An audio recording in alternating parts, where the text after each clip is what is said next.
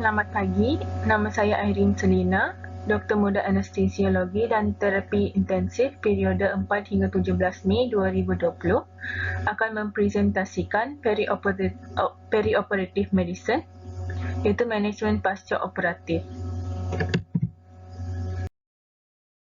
Definisi perioperatif adalah suatu istilah gabungan yang mencakup 3 fasa pengalaman pembedahan, iaitu praoperatif, intraoperatif dan pasca operatif.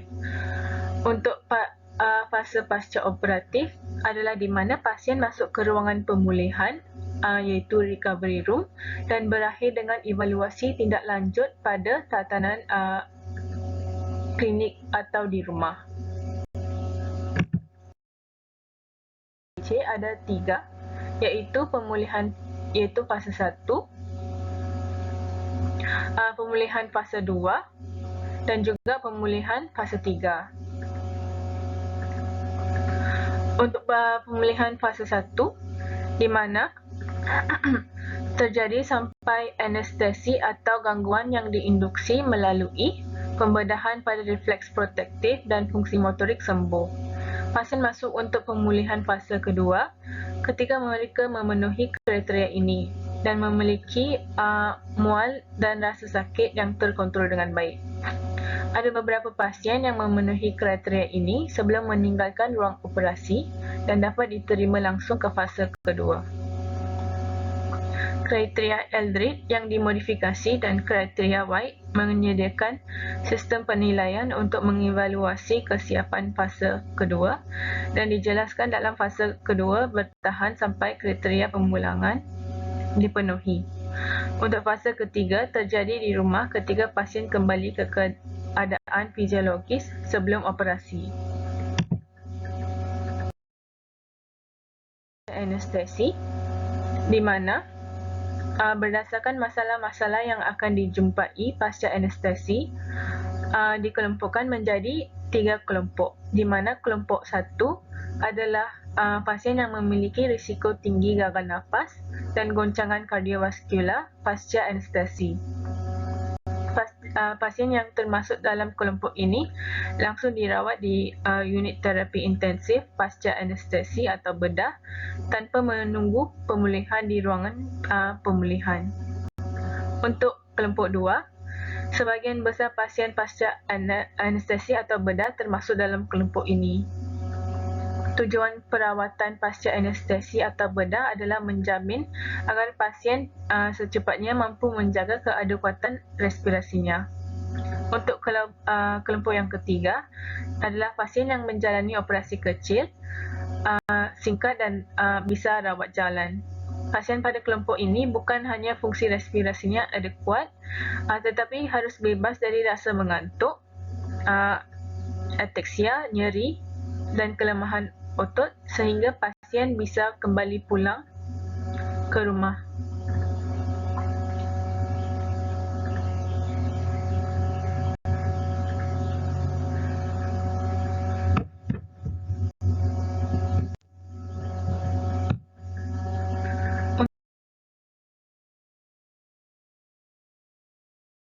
Untuk pemindahan pasien dari ruangan operasi, posisikan kepala pasien dengan baik untuk menjaga kelapangan jalan nafas. Ini kerana pasien bisa muntah atau regurgitasi dan ini bisa menyebabkan aspirasi. Untuk pasien yang masih belum bisa bernafas spontan, nafasan buatan diberikan. Dan gerakan saat memindahkan pasien juga perlu lebih berhati-hati. Posisi pasien juga penting, misalnya pada pasien dengan blok spinal, posisi tungkai diatur agar sirkulasi ke tungkai proksimal lancar. Dan juga kita harus perhatikan infuse, NGT dan juga kateter urin. Untuk mendorong bednya harus berhati-hati kerana pasien dapat rasa nyeri di lapangan operasinya.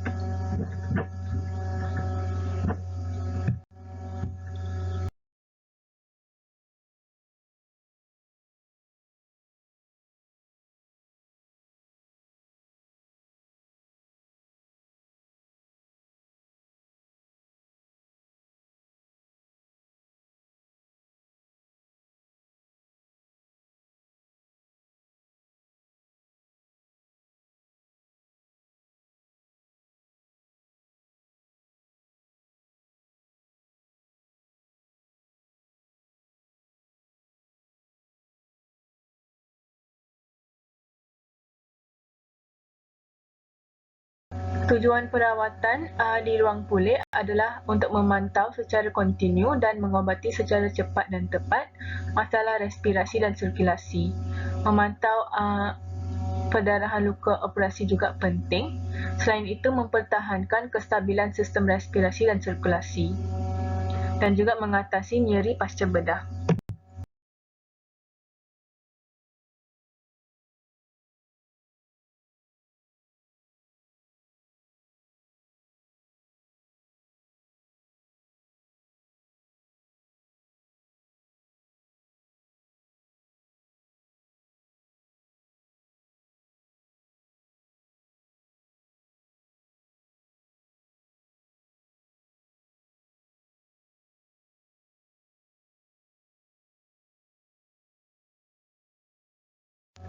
Seterusnya, parameter respirasi juga perlu dimonitor, di mana suara nafas paru harus sama pada kedua paru. Frekuensi nafas iaitu 10 hingga 30 kali per minit. Irauan nafasnya harus teratur. Volume tidalnya minimal 4 hingga 5 mg per kilogram berat badan. Kapasitas vitalnya 20 hingga 40 ml per kilogram berat badan. Inspirasi paksanya negatif 40 cm H2O.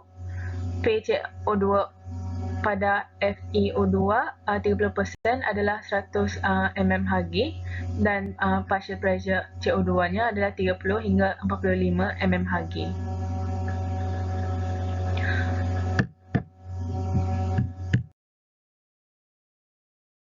Tetap dimonitoring respirasi, di mana sumbatan jalan nafas harus dimonitor. Untuk sumbatan jalan nafas, lidahnya bisa jatuh ke hipofaring. Terus bisa juga ada timbunan air liur atau sekret, bekuan darah, gigi yang lepas dan juga isi lambung akibat muntah atau regurgitasi. Untuk lokasi sumbatannya bisa di supralaring, laring dan intralaring.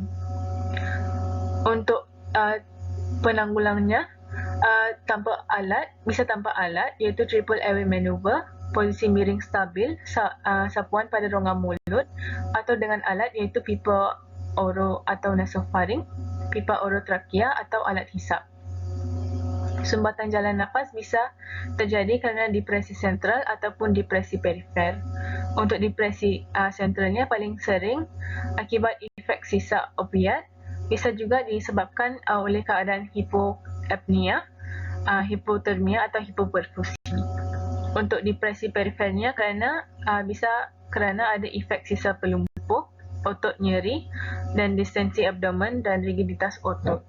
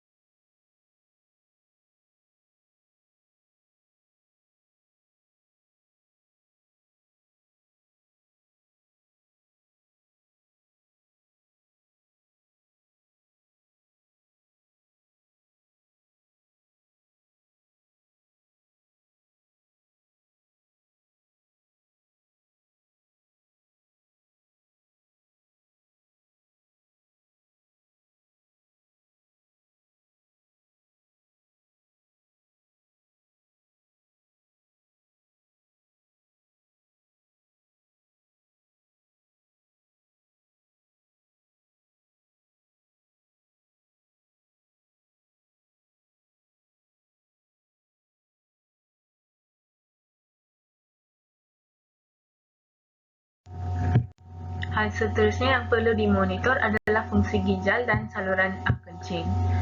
Produksi urin normal biasanya adalah 0,5 hingga 1 cc per kilogram berat badan setiap jam. Nah, kalau urinnya tidak keluar, ini bisa kerana prarenal, renal atau pasca-renal. Misalnya kalau pasiennya dehidrasi atau ada pre-renal failure, biasanya pasien masih bisa produksi urin sedikit. Tapi kalau kerana obstruksi, misalnya polikateternya terjepit atau ada obstruksi mekanikal lain, biasanya di post-renal.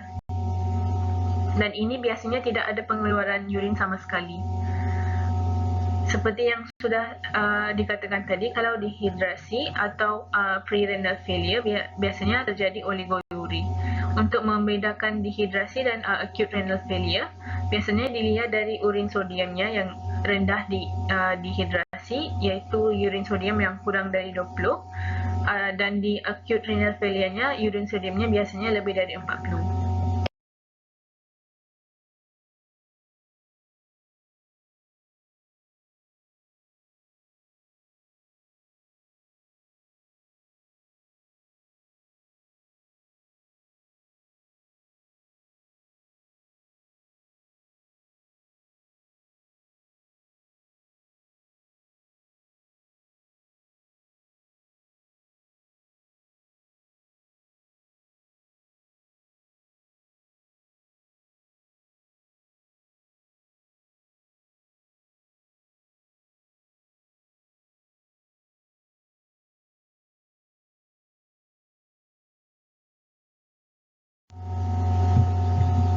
Seterusnya adalah monitoring suhu tubuh.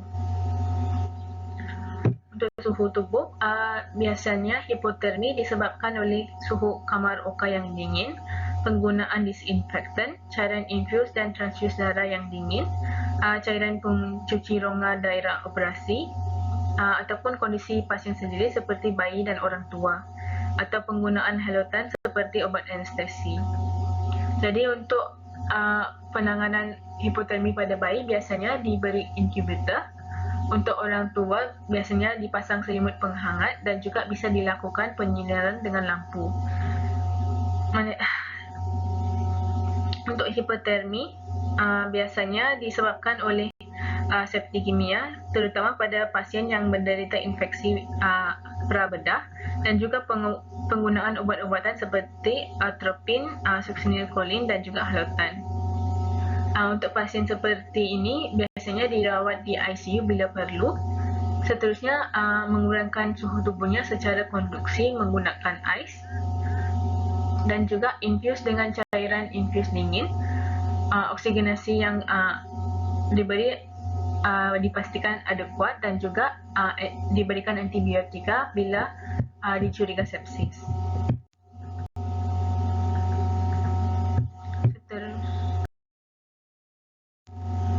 Seterusnya adalah monitoring nyeri, di mana nyeri ini dinilai dengan WAS, di mana 1 hingga 3, skor 1 hingga 3 adalah nyeri yang ringan, skor 4 hingga 7 adalah nyeri yang sedang, skor 8 hingga 10 adalah nyeri yang berat. Untuk nyeri ini bisa diterapi dengan menekan proses transduksi di tempat cedera, misalnya dengan analgesik lokal ataupun analgesik non-steroid atau antiprostaglandin seperti ketorolac, SMF atau ketoprofen. Juga nyeri ini juga bisa dengan menekan proses transmisi seperti menggunakan analgesik lokal dengan anestesik regional seperti blok interkostal dan juga blok epidural. Selain itu bisa juga dengan menekan pada proses modulasi, iaitu narkotika secara sistemik yang diberikan secara intermittent atau kontinu atau secara regional melalui kateter epidural.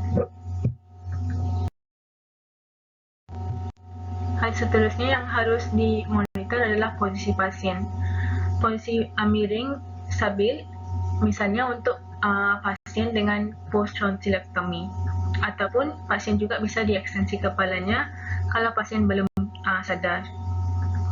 Selain itu, terlentang dengan elevasi kedua tungkai dan bahu ini untuk pasien yang telah menerima anestesi blok spinal dan juga bedah otak. Selain itu, bisa juga elevasi tungkai untuk pasien syok. Posisi pasien harus diatur agar mencegah sumbatannya jalan nafas pasien, tertindihnya salah satu bahagian tubuh, dislokasi sendi anggota gerak, hipotensi pada pasien analgesia regional, dan juga gangguan kelancaran infus. Seterusnya, kriteria untuk keluar dari PACU ada dua kriteria, iaitu modifikasi skor Aldrich ataupun sistem skor White. Untuk modifikasi Aldrich dimulai dengan level of consciousness. Kalau pasiennya sadar penuh, diberi skor 2. Kalau pasiennya sadar dengan verbal cue, diberi skor 1, atau kalau pasiennya tidak responsif, diberi skor 0. Untuk physical aktivitasnya, kalau pasiennya bisa menggerakkan keempat anggota ekstremitasnya, diberikan skor 4. Kalau bisa menggerakkan dua ekstremitasnya, diberi skor 1, dan kalau tidak dapat menggerakkan ekstremitas langsung, diberi skor 0. Untuk sirkulasi dan hemodinamik stabilitasnya, kalau blood pressure-nya kurang dari 20 mmHg, preoperative levelnya, diberi skor 2. Kalau tekanan darahnya dari 20 hingga 50 mmHg bersamaan dengan preoperative levelnya, diberi skor 1. Atau blood pressure-nya lebih dari 50 mmHg of preoperative levelnya, diberi skor 0. Selain itu, respirasi dan respiratory stability juga dilihat, di mana kalau pasiennya bisa menarik nafas dengan dalam dan juga batuk, diberi skor 2. Kalau pasiennya ada shortness of breath atau shallow or limited breathing, diberi skor 1. Atau kalau pasiennya ada apneic, diberi skor 0. Untuk status oksigen saturasinya, kalau pasiennya bisa maintain 92% saturasi oksigennya on room air, diberi skor 2. Kalau pasien memerlukan suplementasi oksigen untuk maintain saturasinya lebih dari 90%, diberi skor 1. Atau kalau saturasi oksigennya kurang dari 90, walaupun dengan suplementasi oksigen, diberi skor 0. Untuk modifikasi skor Aldrich tidak dihitung post-operative pain assessment dan juga post-operative emetic symptoms. Modifikasi skor Aldrich ini, skornya harus lebih dari atau 9 untuk keluar dari PACU. Dilanjutkan untuk white scoring system. Kalau pasiennya sadar dan orientasinya baik, diberi skor 2. Kalau pasiennya arousable with minimal stimulation, diberi skor 1. Ataupun kalau pasien hanya respons ke tactile stimuli, diberi skor 0. Untuk physical activity-nya tetap sama dengan modifikasi skor Aldrich. Untuk circulation hemodynamic stability-nya, kalau blood pressure-nya kurang dari 15% of baseline mean arterial pressure, diberi skor 2. Kalau blood pressure-nya 15 hingga 30% of baseline MAP, diberi skor 1. Kalau blood pressure-nya lebih dari 30% of baseline MAP, diberi skor 0. Untuk respiratory white scoring systemnya, kalau pasiennya bisa menarik nafas dengan dalam, diberi skor 2. Kalau pasiennya terkepnu dengan bisa batuk, diberi skor 1. Dan kalau pasiennya dyspneic dengan weak cough, diberi 0. Untuk status saturasi oksigennya.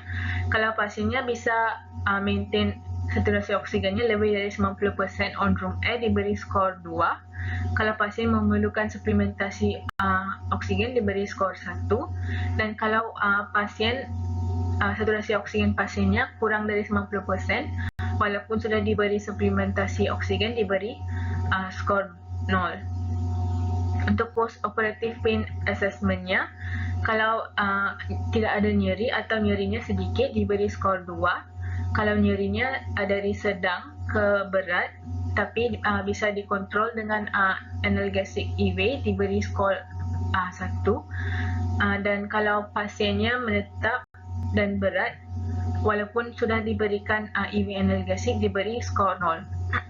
Untuk post-operative emetic symptomnya, kalau pasien tidak ada atau ada mual yang ringan tanpa muntah, diberi skor 2. Atau kalau pasien ada muntah yang intermittent ataupun mual, diberi skor 1. Dan kalau pasien ada mual muntah yang sedang ke berat yang persisten, diberi skor 0. Untuk sistem skor weight-nya, total skornya harus 12 dengan tidak ada kategori yang kurang dari 1 diperlukan untuk jalur cepat ke unit fasa 1.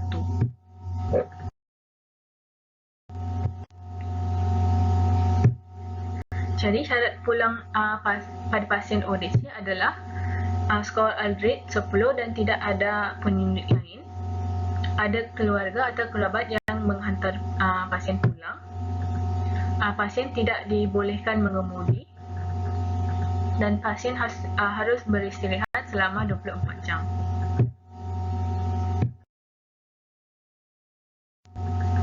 Sekian presentasi dari saya. Terima kasih.